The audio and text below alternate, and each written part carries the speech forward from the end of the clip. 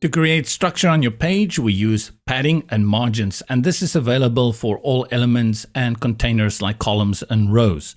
I'll select this text element, and from the options toolbar, you will see the settings over here. And if you select that, you have the option to go to the styling.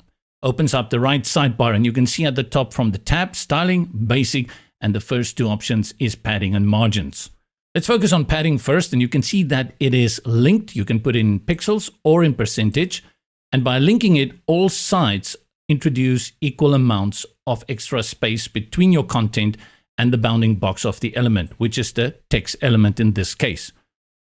Of course, you can unlink it and then control each one independently and build out the structure that is needed for your design.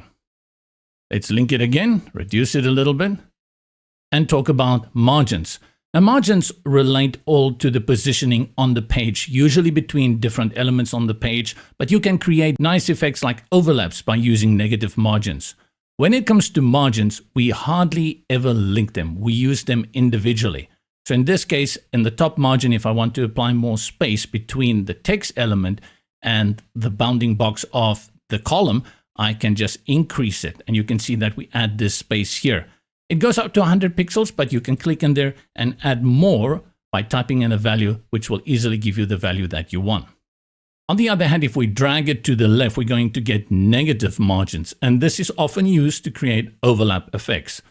You can see here that we can easily do this and then go ahead and create nice kind of layouts with this.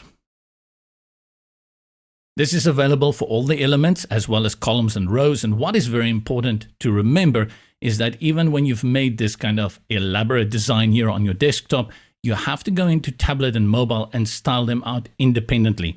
This is the great thing about responsiveness.